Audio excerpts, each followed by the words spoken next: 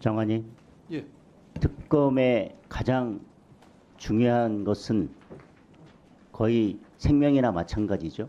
정치적 중립성과 공정성입니다. 맞습니까? 그렇다고 생각합니다. 그리고 특검은 기본적으로 보충성을 가지고 있습니다. 그것도 맞습니까? 예, 저희들 그 두 가지가 지켜지지 않는다면 특검은 남용되거나 아니면 저는 위헌적인 것이라고 생각합니다. 거기에 동의하십니까? 저희들이 계속 그 점을 지적하여 왔던 것으로 알고 있습니다. 지금 야당에서 여러 특검법을 반복해서 계속 발의하고 있는데 저희들이 발의한 그 특검법에 대해서 반대하는 가장 주된 이유는 특검을 실질적으로 야당만이 추천할 수 있도록 되어 있어서 정치적 중립성과 공정성을 담보할 수 없다. 그리고 수사 중인 사안들이 대부분이기 때문에 보충성을 결여하고 있다라고 하는 이유입니다. 그 부분에 대해서 동의하시나요? 그렇습니다. 그런데 지금 계속해서 특검법이 그런 위헌적인 요소를 가지고 있어서 제2요구에 막히고 있기 때문에 야당에서는 오늘 상설특검에 대한 국회 규칙을 개정을 했습니다. 상설특검, 정확한 법률명은 특별검사의 임명 등에 관한 법률입니다. 제2조 제1호에 보면 국회가 정치적 중립성과 공정성 등을 이유로 특별검사의 수사가 필요하다고 본회의에서 의결한 사안입니다. 다시 말하면 이 상설특검이 가동되는 경우는 정치적 중립성과 공정성이 필요한 사건입니다.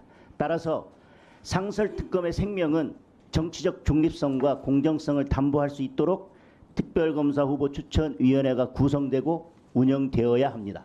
저는 그것이 생명이라고 생각합니다. 그래서 상설특검법 제4조에 보면 7명으로 그 후보 추천위원회를 구성하되 법무부 차관, 법원행정처 차장, 대한변호사협회 회장 이 3명에 더해서 국회가 추천하는 4명입니다. 그런데 그 4명은 특별검사 후보 추천위원회 구성 및 운영 등에 관한 규칙에 보면 제2조에 제1교섭단체 및 그 외 교섭단체가 각각 2명씩 추천하도록 되어 있습니다. 현행대로라면 민주당에서 2명, 국민의힘에서 2명 추천하도록 되어 있습니다. 이렇게 여야 동수로 추천하도록 한 것은 특검의 생명과도 같은 정치적 중립성과 공정성을 지키기 위한 최소한의 견제 장치입니다. 동의하십니까? 그렇게 입법된 것으로 알고 있습니다. 저는 이것을 무너뜨린다면 상설특검은 정치적 중립성과 공정성을 전혀 담보할 수 없다. 야당에서만 4명을 추천한다면 결국은 7명 중에 야당 추천 몫이 4명이기 때문에 결국은 상설특검은 야당이 추천하는 특검이 됩니다. 그러면 본래 정치적 중립성과 공정성을 위해서 상설특검을 만들어 놓고 결국은 특검은 야당이 일방적으로 추천하는 특검에 의해서 수사를 진행하게 되는 것입니다. 따라서 만약에 그렇게 된다면 그 규칙은 위헌이고 이 법의 취지에 어긋난 위법이라서 무효이고, 그리고 만약에 이렇게 규칙이 되도록 야당만이 추천하는 것이 가능하도록 규칙 개정이 가능하다면 이렇게 제한 조치를 두지 않고 일방적으로 규칙 개정이 가능하도록 만든 이 상설특검법 제4조는 저는 위임의 범위를 벗어난 법에서 너무나 포괄적으로 어떠한 제한도 없이 야당만이 추천하도록 규칙을 만들 수 있도록 열어두었기 때문에 저는 위헌적이라고 생각합니다. 이 부분에 대한 장관님의 의견 어떠신가요? 그 조항의 입법 취지는 여야가 균등하게 후보 추천위원회를 구성하도록 만드는 데 더 중점이 있었다고 생각합니다. 만약에 어느 한 당이 독점해서 4명을 다 추천하도록 한다면 그 법률 조항의 기본적인 의미가 상실되는 것이 아닌가 우려가 됩니다. 예, 저는 그런 규칙은 위헌적이고 또 그런 규칙이 허용된다면 이 상설특검법의 추천위원회 구성 조항 자체도 저는 위임의 한계를 벗어난 위헌적인 법률이라고 생각합니다. 그 다음에 지난해 감사원 감사 결과 경기도 지역화폐 운영 대행사인 코나이의 불법성이 확인이 됐습니다. 제가 감사원 자료하고 언론 보도 결과를 종합해서 보니까요, 지역화폐 이용자의 충전금을 2019년부터 2021년까지 3년간 빼돌려서 연평균 2,200억 원 이상을 채권에 투자하고 자회사 유상증자 등에 100억 원을 유용한 혐의가 있습니다. 그런데 이 문제에 대해서 2020년 10월경에 경기도의회에서 문제를 제기하고 이것을 경기도도 인지했지만 그 당시 경기도지사가 지금의 이재명 대표였기 때문에 경기도는 이것을 문제가 없는 것으로 덮고 넘어갔습니다. 2021년 10월 7일자 한국경제 보도에 따르면요. 코나이는 적자 기업이었다가 경기지역화폐 사업자로 선정된 이후에 수익이 급증하면서 흑자로 전환된 기업입니다.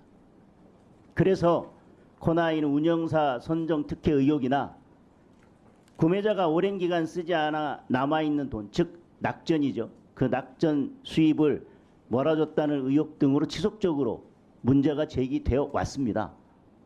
그런데 경기 남부경찰청이 이런 특혜 의혹을 수사했는데 2022년 9월에 불송치 결정을 했고요. 지난해 2월에 검찰의 재수사 요청 이후에도 올해 7월에 불송치 결정이 또 있었습니다.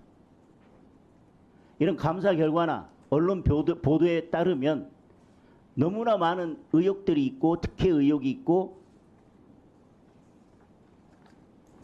여러 충전금을 부당하게 사용한 의혹들이 있음에도 불구하고 아무런 문제가 없다고 계속 수사 결과가 나오고 있습니다.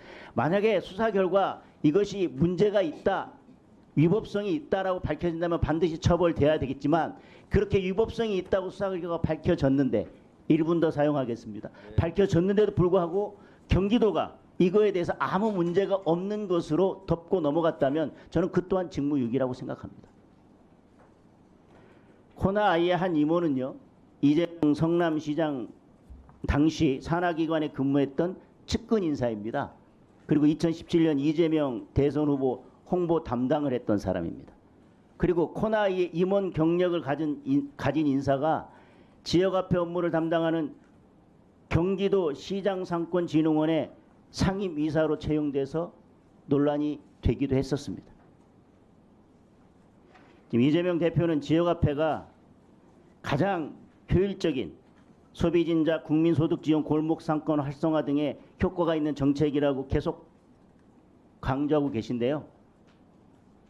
적어도 이런 문제와 의혹이 해소되지 않는다면 지역화폐 활성화를 계속 강조하면 강조할수록 결국은 특혜 의혹만 더 커질 수밖에 없다는 것이 제 생각입니다. 이에 대해서는 철저한 사실규명과 진실규명 수사가 필요하다고 생각합니다. 장관님의 의견을 듣겠습니다.